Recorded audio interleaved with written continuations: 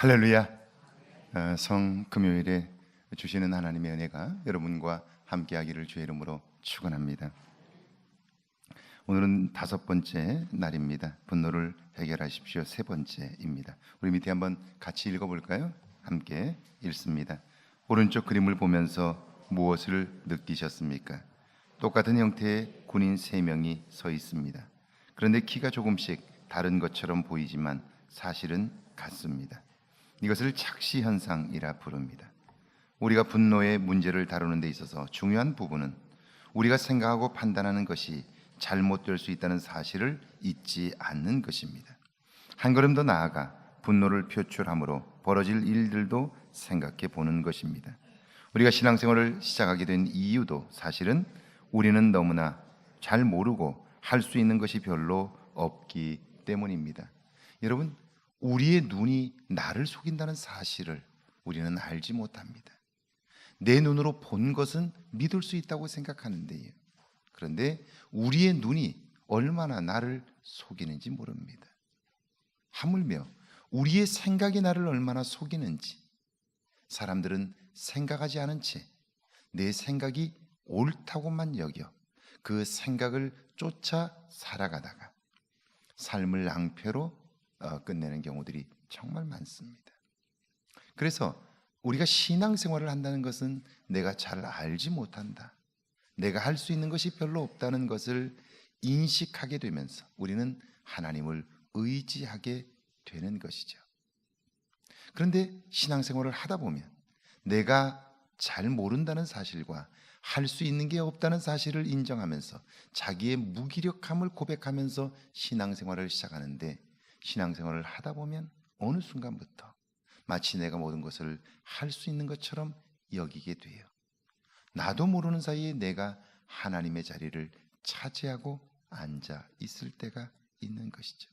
그때부터 내 삶은 또다시 내 인생의 짐을 내가 져야 하고 삶은 점점 힘들어지게 되는 것이죠. 눈이 나를 속일 수 있다. 하물며 내 생각은 나를 완전히 속일 수 있다. 이걸 늘 기억하게 될 때 우리는 분노의 문제 앞에서도 내가 지금 화를 내고 있지만, 그래서 이게 분명한 것 같지만, 그러나 내가 잘못될 수 있다는 사실을 생각하게 될 때 우리는 분노로부터 조금 벗어나 생각할 수 있게 되는 거죠. 제가 아마 고등학교 다닐 때였던 것 같아요. 고등학교 1학년 때였던 걸로 기억을 합니다. 제 친구 중에 아주 친한 친구가 하나 있습니다. 그런데 어느 날 그 누나가, 어머니가 안 계신데 그 누나가 어머니 역할을 하는 누나가 있었는데, 그 누나가 저희 집을 찾아오셨어요. 찾아오셔서 자기 동생을 제가 망가뜨렸다고 그러면서 막 화를 내고 소리를 지르고 그런 거예요. 그 친구가 뭔가 큰 잘못을 했는데 저 때문에 그렇다고 생각해서 와서 그런 거예요. 사실은 저는 그 사건과 아무 관계가 없습니다. 그리고 그 친구가 그런 일을 잘 하고 있는 친구였어요. 그런데 누나는 자기 동생은 절대로 그런 일이 없고 착한 아이인데 주변에 나쁜 친구들을 만나서 그렇다는 거예요. 그리고 그 일을 제가 했다고 오해를 하셔서 저희 집에 와서 그러는 거예요. 제가 그 말을 해주고 싶은데 해줄 수가 없어요. 그래서 가만히 끝까지 들었어요. 제가 미국에 있는 동안 제가 유학을 가면서 너무너무 고통스러웠고 너무 힘들었기 때문에 하나님께서 왜 나를 미국으로 부르셨을까? 그리고 왜 미국에서 목회하게 하실까? 기도하다가 나처럼 유학을 오고 싶은데 유학 올 길이 없어서 오지 못하는 친구들, 어려운 여건 속에서 공부를 하고 싶지만 공부하지 못하는 친구들을 내가 불러서 그들에게 공부할 수 있는 기회를 제공해 주어야 되겠다는 생각을 하게 되었어요. 그래서 교회를 가는 곳마다 반드시 부교육자는 우리 한국에 있는 후배들에게 공부하러 오고 싶은 친구들이 있으면 우리 교회가 도움을 줄 테니까 지원해서 오라고 해서 제가 저희 후배들을 서너 명을 불렀어요. 그래서 저희 교회에서 장학금도 주고 사역할 수 있도록 하고 매달 파타임으로 자리도 주고 그리고 생활할 수 있도록 교인들이 도와주고 해서 미국에 정착을 하고 공부를 마치고 돌아올 수 있도록 그런 기회들을 제공해 주었어요. 그런데 한 분 지금 한국에 들어와서 담임 목회를 꽤 큰 교회를 하고 있는데 그분 아버님 목사님이시죠. 오셔가지고 저희 교회도 여러 번 오셨어요. 그런데 돌아오셔서 이상한 이야기들을 하시는 거예요. 제가 일을 너무 많이 시켜가지고 당신 아들이 공부를 못했다는 등 늦었다는 등 돈이 많이 들었다는 등 저 때문에 자기 아들 인생이 늦어졌다는 등 막 여기저기 소문을 낸 거예요. 사실은 그게 아니고요. 영어가 준비되지 않은 채 유학으로 왔는데 공부를 따라가질 못하는 거예요. 학교에서 그 학생 하나 때문에 교수회의가 열려서 더 이상 이 학생은 수업 받을 능력이 안 된다고, 언어가 되지 않아서 안 된다고 교수회의에서 더 이상 학교를 다닐 수 없도록 하자고 이야기를 했는데 제가 그 학교의 이사 중에 한 사람을 만나서 이것은 학생의 학습 능력의 문제가 아니라 언어의 문제라고, 영어를 못하는 것과 실력이 없는 것은 다른 거라고 그러면서 미국 학교가 외국 학생들에 대하여 이렇게 엄격한 잣대를 재면 그러면 당신들의 학교는 이 이민자의 나라에서 생존하기가 어려울 거라고, 이 학생이 만약 실력이 되지 않는 학생이라면 어떻게 대학원을 졸업하고 여기까지 왔겠느냐고, 그리고 토플 성적도 있지 않느냐고, 다만 영어를 하지 못해서 학습을 따라가지 못하는 것이지 실력이 없는 것이 아니라고. 이사들을 설득하고 총장을 설득하고 해서 그 학생이 다시 학교를 다닐 수 있도록 하고요. 그리고 마침 저희 한인교회 협의회에서 그 학교에 한인 학생들과 한인 교회들을 위한 한미 연구소를 하나 설립을 하면서 저희 한인 교회들이 돈을 내서 한인 교수 한 분을 초청하도록 했어요. 연세대에 계시던 우리 폴 허라고 하는 교수를 초청해서 그래서 그분을 정식 교수로 그 학교가 임명을 하게 되었고요. 그 우리 폴 허가 마침 그때 오셔서 그분이 이 학생을 지도하도록 해서 학교를 졸업했어요. 원래 또 그 학교는 외국인 학생들을 받지를 않아요. 그런데 그 이사회와 이야기를 해서 이제 이 학교도 외국인들에게 문호를 개방해야 된다고 해서 저와 한인교회 목사님들이 강력하게 이야기를 해서 그래서 그 학생이 처음으로 정식으로 입학을 한 경우였어요. 사실은 그게 안 되어서 늦어졌는데 제가 일을 많이 시켜서 그렇다고 소문을 낸 거예요. 근데 그 얘기를 제가 해줄 수 있을까요, 없을까요? 목사님, 그게 아닙니다. 목사님 아들이 공부를 못해서 그런 겁니다. 이 이야기를 제가 차마 어떻게 하겠어요? 지금까지도 그 얘기를 못했어요. 지금까지도 그 이야기를 할 수가 없는 거예요. 여러분, 오해를 하고 분노를 하고 그러면서 막 당신은 사람들에게 이야기했지만 그건 사실이 아닌 거예요. 여러분, 인격이라는 게 뭘까요? 분노할 만한 상황에서도 내가 틀릴 수 있다고 믿고요. 그리고 다시 생각해 보는 거예요. 그럴 때 우리는 내가 알지 못하는 또 다른 차원을 경험할 수 있게 되는 거죠. 이게 성숙함인 것이죠. 할렐루야. 할렐루야. 내가 틀릴 수 있다는 사실을 인정하면서 우리는 겸손함을 경험할 수 있게 되는 거예요. 자, 여기 나아만은 분노했습니다. 1번 2절 같이 한번 읽어볼까요? 시작. 그에게는 자기만의 기대감이 있었습니다. 11절을 함께 읽습니다. 시작.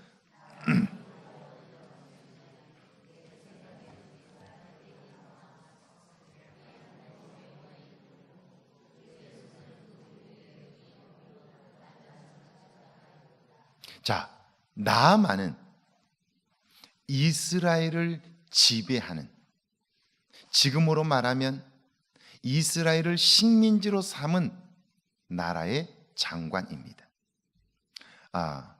일제하 일본의 군대 장관이라고 보면 됩니다. 그가 문둥병에 들었고 그 병을 고치기 위하여 한국을 찾은 거예요. 식민지 국가입니다. 거기에 훌륭한 하나님의 사람이 있다는 소식을 듣고 엘리사에게 찾아온 거예요. 그는 특별히 자기를 치료해 줄 그 사람을 위해서 선물도 준비했어요. 그리고 자기 스스로가 한 강대국의 장관이기 때문에 굉장히 권위 있는 모습으로 그에게 다가간 거죠. 그런데 엘리사는요, 그를 나와 영접하지도 않고 사람을 보내어 이렇게 말합니다. 너는 가서 요단강에 몸을 7번 씻으라. 내 살이 회복되어 깨끗하리라. 코빼기도 보이지 않는 거예요. 그러니까 11절에 보면 나만이 노하여 물려가며 이르되 내 생각에는 그가 내게로 나와서 그의 하나님 여호와의 이름을 부르고 그의 손을 그 부위 위에 흔들어 나병을 고칠까 하였다. 자기 자신의 기대감이 있었던 거예요. 자기 자신의 기대감이 있었는데 그 기대감이 무너지게 되자 무시당했다고 여기는 거죠. 내가 무시당했다고 여겼는데 나에게는 힘이 있잖아요. 그런 나를 무시해 화가 난 거죠. 2번입니다. 시작. 생각대로 되지 않자 무시당했다는 감정이 들었어요. 자, 그러면 보세요. 내가 무시당했다는 생각이 드는 순간 그때부터 어떤 일이 벌어지죠? 내가 화를 내는 것이 당연해. 내가 화를 내도 그 잘못은 너 때문이야. 이렇게 생각하게 되는 거죠. 3번입니다. 같이 읽어볼까요? 그런 자신을 합리화하는 논리들을 생각하게 됩니다. 12절 같이 읽습니다. 12절 시작. 다메섹강 아바나와 바르바른 이스라엘 모든 강물보다 낫지 아니하냐. 내가 거기서 몸을 씻으면 깨끗하게 되지 아니하랴 하고 몸을 돌려 분노하며, 아니 요단강에 가서 몸을 씻으라고? 아니 내가 사는 그곳에는 강이 없어서 내가 여기까지 온 줄 알아? 이렇게 얘기를 하는 거예요. 그 말이 틀린 말은 아니죠. 그런데 그는 틀렸어요. 왜요? 여러분, 그 병은 엘리사가 고칠 수 있는 것이 아니고 하나님이 고치는 거죠. 그러면 하나님은 어떤 사람에게 하나님의 능력을 베푸실까요? 그것은 하나님을 인정하고 하나님의 말씀에 순종하는 사람에게 하나님의 능력을 나타내 주시는 거죠. 왜냐하면 만약 그렇지 않으면 하나님의 능력을 가지고 그의 인생이 망가질 수 있기 때문이에요. 시몬이라는 사람이 있습니다. 신약성경에 보면 그는 제자들이 능력을 행하는 것, 성령의 강력한 역사를 통하여 능력이 행하는 걸 보면서 시몬은요, 베드로에게 그 능력을 돈 주고 사자고 그래요. 내게 그 능력을 팔라는 거예요. 원래 그는 점을 치던 사람이었어요. 그럼 만약 베드로가 성령의 능력을 그에게 돈을 주고 팔았다면 그걸 가지고 그는 뭐 했을까요? 점 치는 데 이용했을 거예요. 그러니까 성령의 능력을 하나님을 인정하고 하나님께 순종하지 않는다면 그 성령의 능력은 악용되는 거죠. 그리고 그의 영혼은 망칠 수밖에 없는 거죠. 지금 엘리사는 강 얘기한 게 아니에요. 네가 생각할 때에 그 일이 그런다고 되겠어? 그러나 하나님이 하시면 된다는 믿음으로 나아가라는 거죠. 이걸 점검해 보는 거예요. 그런데 나만은 생각합니다. 내 나라에도 그것보다 10배나 100배나 좋은 강이 있는데 내가 그 작은 또랑 같은 곳에 들어가려고 여기까지 온 줄 알아? 그러면서 어때요? 자기의 생각이 옳다는 것을 확신하게 되는데 이 생각이 잘못된 확신이 되는 거예요. 이게 확신되니까 어때요? 분노는 더 끌어오르게 되는 거죠. 그리고 그를 향한 미움과 증오가 더욱 증폭되는 거죠. 그래서 몸을 돌려 분노하며 떠났다는 거예요. 사실 이렇게 되면 잘못하면 이스라엘 나라가 위기에 빠질 수 있습니다. 저런 놈들을 내가 가만두지 않겠다. 그러면 어떤 빌미를 들어서라도 이스라엘에 대한 분노를 폭발하면 결국 이스라엘은 국가적인 위기를 만날 수 있게 되는 것이죠. 4번입니다. 같이 읽어볼까요? 시작. 분노는 그를 돌이키. 자, 이제 그대로 하면 그는 깨끗하게 나올 수 있어요. 그런데 나올 수 있음에도 불구하고 내 생각에는, 그리고 자기 생각에 감정을 실어버림으로 분노하게 되었고요. 나올 수 있는 길을 자기 스스로 돌이키게 된 거예요. 여러분, 여기에서 우리는 지금까지 우리가 하나님을 믿는다고 말하면서 하나님은 이런 놀라운 일들을 이루시려고 했지만 우리가 몇 번이나 발로 걷어찼을까? 분노하며 돌아섰을까를 생각해 봐야 할 것입니다. 이걸 생각하지 않는다면 남은 내 인생 중에도 하나님은 여전히 새로운 계획들을 갖고 계신데 나는 미래에 준비하신 하나님의 계획도 이 분노의 나를 맡김으로, 잘못된 확신으로 나를 향한 하나님의 축복을 걷어찰 수 있다는 사실, 우리는 기억해야 할 것입니다.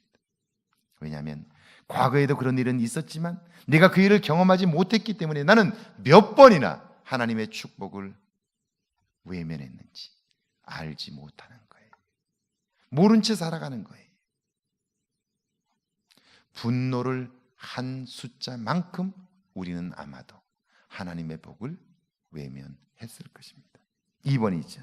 그런데 그의 곁에는 자신을 돌아보게 하는 사람이 있었습니다. 1번이죠. 같이 한번 읽어볼까요? 시작. 내 생각이 아니라 목적은 치유. 자, 왜 나아만은 그 먼 거리를 왔을까요? 목적이 뭘까요?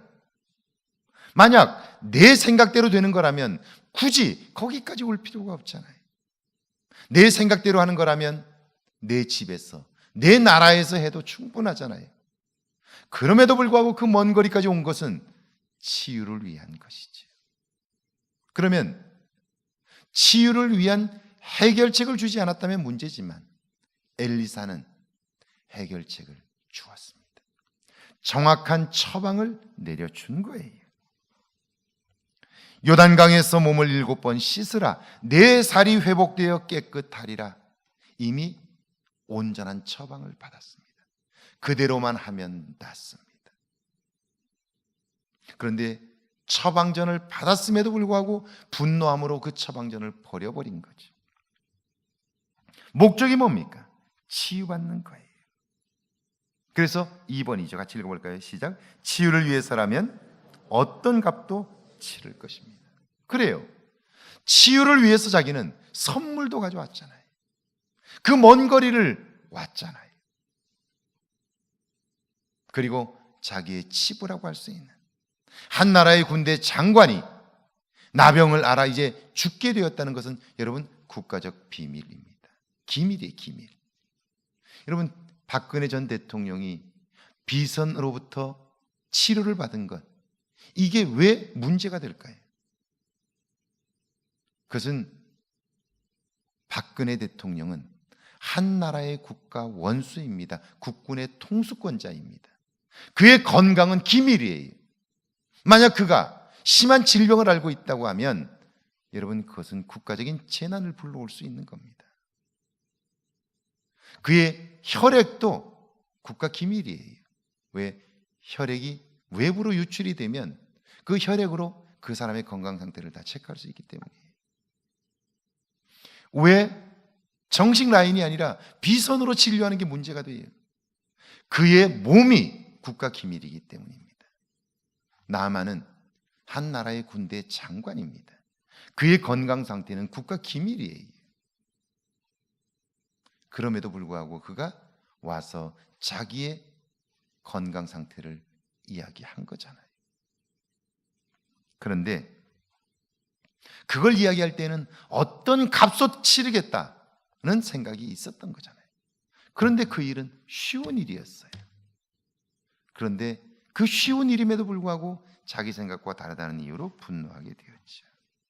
그 곁에 있었던 그의 신하 중에 한 사람이 그래서 이렇게 말하는 거예요. 같이 한번 읽어볼까요? 마지막 3번 시작. 그처럼 쉬운 일을 왜 거절하십니까? 13절이죠. 같이 한번 읽습니다. 13절 시작. 그의 종들이 나와서 말하여 이르되 내 아버지 선자가 당신에게 큰 일을 행하라 말하였다면 행하지 아니하였으리까? 하물며 당신에게 이르기를 씻어 깨끗하게 하라 함이니까 하니. 아니 주인이요, 그것보다 더 어려운 일도 할 텐데 왜 그 쉬운 일을 거절하고 돌아섭니까? 이렇게 이야기를 해주는 거예요. 여러분, 만약 나만이 이 분노를 사귀지 못하는 사람이었다면, 그리고 남의 말을 듣는 훈련이 되어 있지 않았더라면 사실은 이렇게 얘기해 주는 사람이 혼날 수 있습니다. 화가 나면 사람은 다른 사람의 말을 듣지 않습니다. 들리지 않습니다. 여러분, 충격적인 일을 만나면 뭐라고 그러시죠? 기가 막혀서 그러죠? 정말 기가 막힙니다. 기가 막혀요. 그래서 아무것도 듣지를 못해요. 보지를 못해요. 그런데 나아만은 평상시에 그는 다른 사람의 말을 경청할 줄 아는 사람이었던 거죠. 어느 한순간에 되어지지 않아요. 다른 사람의 말을 경청할 줄 아는 태도가 그에게 있었던 거죠.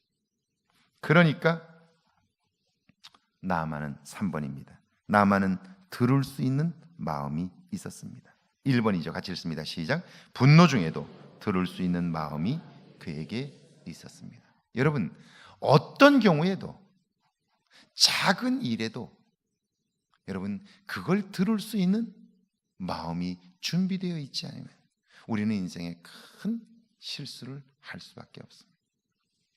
제가 목회를 하는 동안 제 스스로에게 하는 말이 있습니다. 그것은 교인의 말을 크게 듣자 하는 거예요. 그리고 가능하면 들은 그 이야기는 즉시 행하려고 합니다. 우리 교인 중에 한 분이 제게 편지를 썼습니다. 편지를 썼는데 그 편지에 목사님 한 해 동안 정말 감사했습니다. 그러면서 감사한 이야기를 쭉 썼는데 제가 교회 안에서 이런 일을 하면서 이게 필요하다고 이야기를 했는데 목사님 그 얘기를 듣자마자 그 즉시 그 일을 해주셔서 감사합니다. 그래요. 들어오는 입구에 세면을 갖다 부어서 조금 턱이 졌어요. 그래서 그 턱에 발이 삐끗해서 다친 교인이 있습니다. 제가 그 이야기를 듣고 그 다음날 우리 집사님에게 이야기를 드렸는데 안 된다고만 이야기하시. 망치를 들고 와서 거기를 깼어요. 그래도 아직도 턱이 졌어요. 어떻게 하면 좋을까 늘 고민했는데 아직 하진 못했어요. 그러나 제가 그 이야기를 듣자마자 그 다음날 망치를 들고 가서 그걸 앉아서 쪼았어요. 교인의 이야기를 듣고 그 즉시 행하려고 해요. 왜냐하면 사실은 그 작은 불만들이 쌓이면 나중에는 불신을 만들기 때문에 그래요. 작은 이야기도 교인이 한마디 하면 크게 듣고 끝까지 반응해 보려고 노력하는 거예요. 이게 훈련이 되지 않으면, 다른 사람의 말을 들으려고 하지 않으면 결국 내 생각대로 살아가게 돼요. 다른 사람의 말을 들을 줄 모르는 사람이 교회의 지도자가 되면요, 그때부터 교회는 어려워집니다. 그래서 제가 늘 여러분에게 부탁하죠. 장로님을 세울 때, 안수 집사님을 세울 때, 권사님을 세울 때, 특별히 장로님을 세울 때는요, 그 사람의 능력이 얼마나 있느냐, 그건 그렇게 중요하지 않습니다. 그 사람이 다른 사람과 얼마나 잘 화합하느냐, 이건 여러분들이 꼭 보셔야 돼요. 화합하지 못하는 독불 장군은 결코 함께하기 어렵습니다. 이걸 꼭 기억해야 돼요. 이것은 인생도 마찬가지입니다. 나만이 만약에 그의 평소에 남의 말을 듣지를 않았다면 분노 중에 하는 아랫사람의 이야기를 들을 리가 없습니다. 들을 리가 없어요. 그런데 그에게는 분노 중에도 들을 수 있는 마음이 있었습니다. 그래서 2번이죠. 같이 한번 읽어볼까요? 시작. 조언이 옳다면 내 생각을 포기할 수 있었습니다. 그는 분노 중에도 다른 사람의 말을 들었습니다. 듣고 나서 내 생각이 옳은가 그 사람의 생각이 옳은가를 생각하게 된 거예요. 그리고 나서 조언이 옳다면, 그렇다면 내 생각을 포기할 수 있는 사람이었다는 거예요. 여러분, 결국 신앙이란 무엇입니까? 성숙한 신앙이란 무엇입니까? 내 생각이 아무리 옳아도 하나님이 아니라고 하면 하나님의 생각에 내 생각을 굴복시키는 것, 이것이 신앙이고요, 이게 성숙함입니다. 이게 없다면 하나님을 믿는다고 하지만 결국은 모양만 있는 것이고요, 하나님을 따르지는 않는 것입니다. 나만에게 있어서 위대함은 조언이 옳다면 내 생각도 포기할 수 있었다 하는 것입니다. 3번입니다. 같이 읽어볼까요? 시작.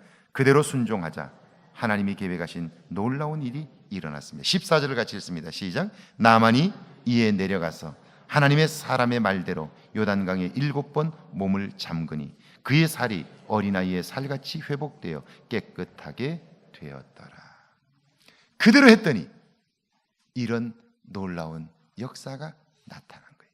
만약 분노에 자신을 맡겨 돌아서서 왔다면요, 그는 그 사람에 대한 미움의 포로가 되어 자기 자신의 인생도 망치고 병으로도 결국 죽게 되고 말았을 거예요.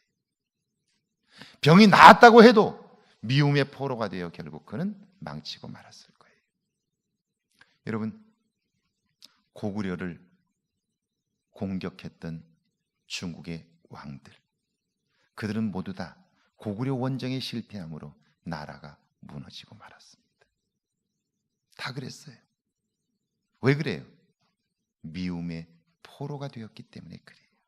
나만이 만약 그대로 돌아갔더라면 병으로 죽기 전에 미움의 포로가 되어 결국 그는 그 이전의 생을 마쳤을지도 모르는 것이죠. 그래서 분노를 극복해야 하는 거죠. 분노는 하나님의 일을 결코 이룰 수 없기 때문입니다.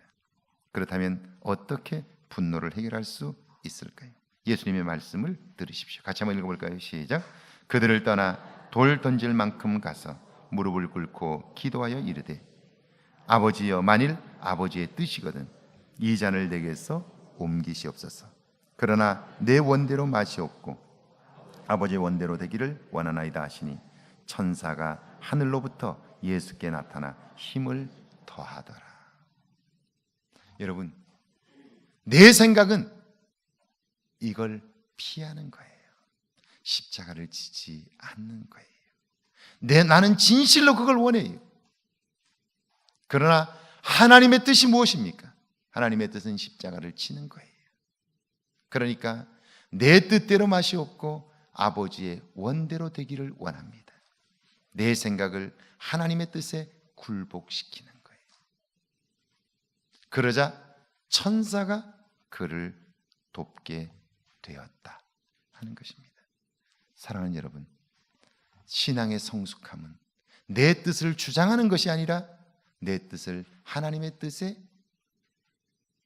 굴복시키는 것입니다. 이게 성숙함입니다. 그때 내 삶을 통하여 하나님의 능력이 나타나게 되는 것이죠.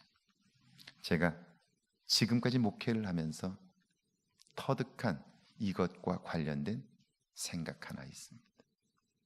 여러분, 생각의 능력은 굉장히 큽니다. 생각의 능력이 얼마나 큰지 몰라요. 오늘 우리가 살고 있는 이 편리함들은 모두 다 생각의 능력의 열매들입니다. 제가 어제 우리 사역반 남자반을 하면서 이 이야기를 깊이 나눴어요.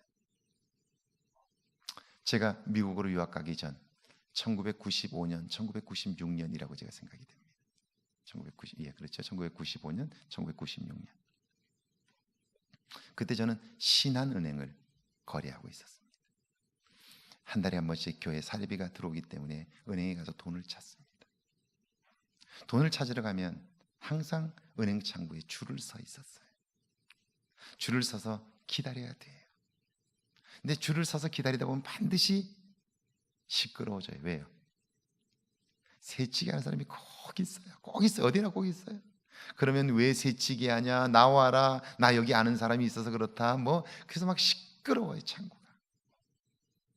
오래 기다리는 사람 입장에서는 중간에 들어오는 사람이 밉지요. 그러니까 나와라. 그러면서 막 항상 그 창구에 가면 시끄러웠어요. 요즘 은행에 줄 서나요? 안 서요. 왜 안 서죠? 왜 안 서요? 은행에서 다투는 거 보셨나요? 새치기 한다고? 자 보세요. 줄 서서 새치기 하는 사람을 보고 왜 새치기 하느냐고 이야기하는 것은 누구나 할 수 있습니다. 그런데 그때 사람들이 이렇게 불편함을 겪는데 이 불편함을 해소할 수 있는 방법이 뭘까? 생각하는 사람이 있었습니다. 이 문제를 해결할 방법이 뭘까? 생각하는 사람이 있었습니다.